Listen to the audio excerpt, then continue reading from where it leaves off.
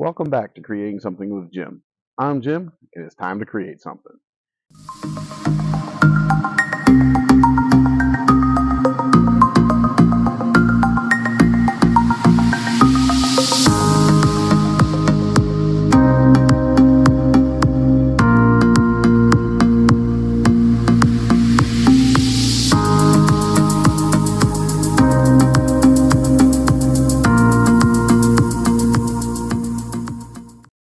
This is the first video of a long build series where I'm building myself a new rock crawling truck, off-road truck, however you want to call it. But I've been into four-wheeling and stuff like that for ever since I can drive. So it's a passion of mine. It's what I enjoy, and it's time to build a new truck. And the thing about this build is this build is going to be very different than what I've normally done. I'm gonna I'm gonna have systems on the truck that I've never really had to deal with before, stuff I've never worked with before. But you know what? You can always learn. There's enough information out there. You can learn it and put enough time in it. You can make anything work. All right, pardon the glare on the sun, but unfortunately, this is the time of day it is, and it's what I got to deal with right now. And unfortunately, you're going to see in a minute why I just don't move the truck. So to start off, this is a 1992 Toyota pickup, extended cab, four-wheel drive, and it originally came with a 3-liter V6 with a 5-speed.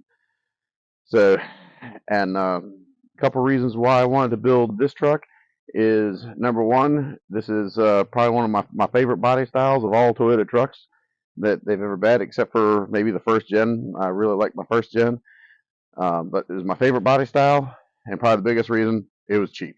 All right, I got it for free is really what it comes down to.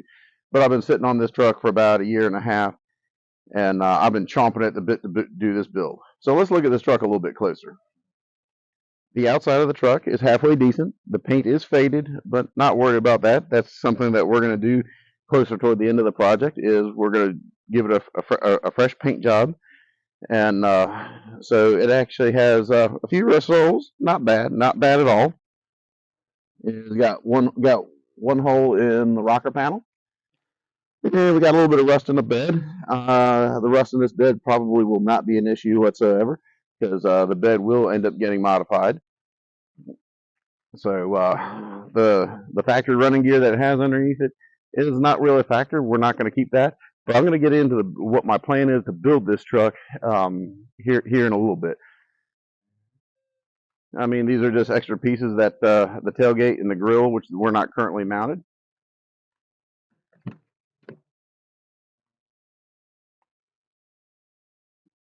And the interior is in dirty but decent shape. It's really not bad. Also, the nice thing about this truck is it is an extended cab. I've never had an extended cab Toyota pickup before, so I'm kind of excited about that. Looking forward to having the extra room. And the tear in the seat, I'm not even worried about that. Seats aren't going to stay. These are going to get changed. So all in all, the overall condition of the truck is good.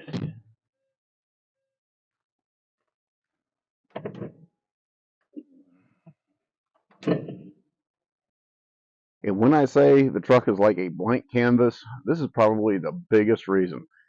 It's got no engine. Part of the reason why I got the truck for free is my buddy who I got it from. He pulled the engine, transmission, transfer case out, sold them along with a few other parts off the truck. So I more or less got what was left, but that's okay.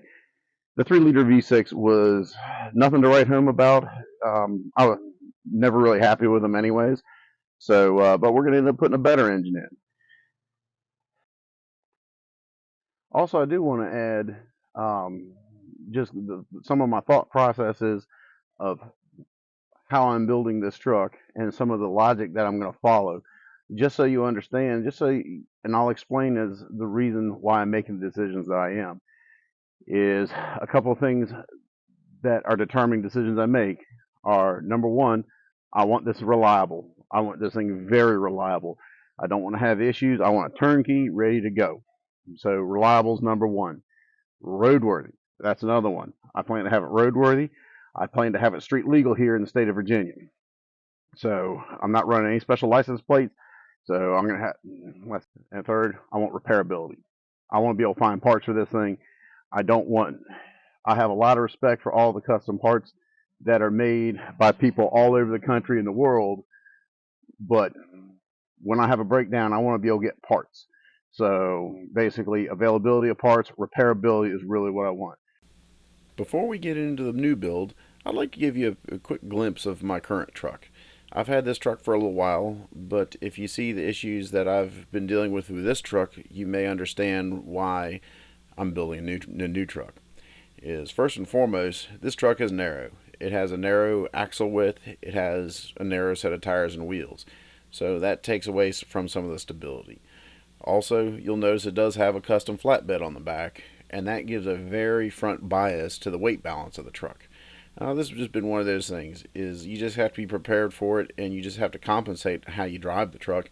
I've dealt with it just because it's just what I've done, but that's something that I would like to correct. And probably one of the biggest things I want to correct is this truck is running leaf springs. This is age-old technology, but it works. It's rugged, but the ride's pretty doggone stiff.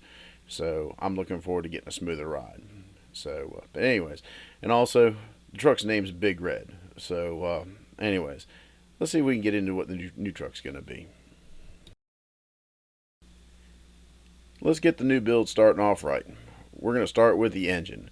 What engine am I going to run? Well, I'm going to use a Toyota 3.4 liter V6. This engine is found in first generation Tacomas and third generation 4Runners. This engine is torquey, powerful, lightweight, and extremely reliable. I have one in my daily driver 4Runner that has well over 350,000 miles on it. So they're very reliable, and that's the perfect combination I want for an engine. Next, we're going to look toward the transmission. Behind that engine, we're going to run an Aisin A340 automatic.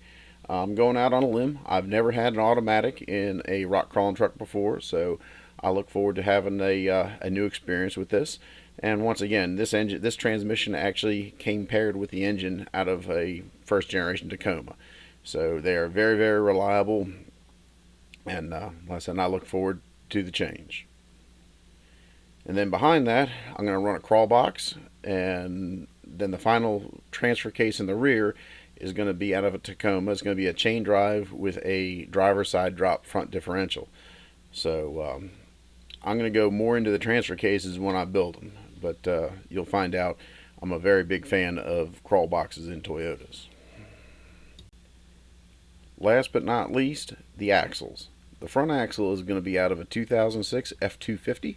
It's a high pinion Dana 60.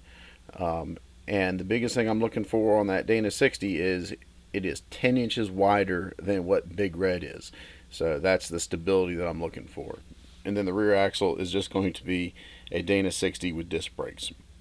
And when I go to set up the suspension and the axles, I'll go in more in depth of why I chose the axles that I'm using.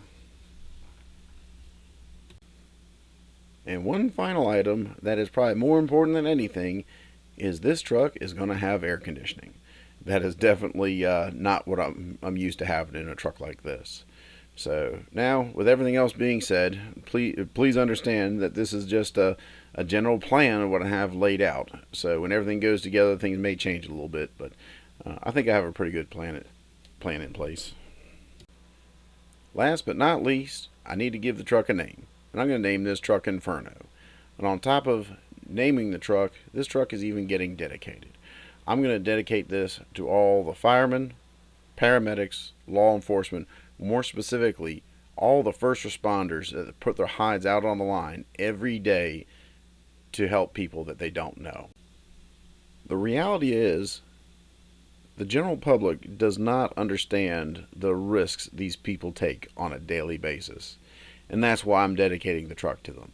So hopefully we can create a little bit of awareness to the general public of what the first responders go through every day for the citizens' well-being.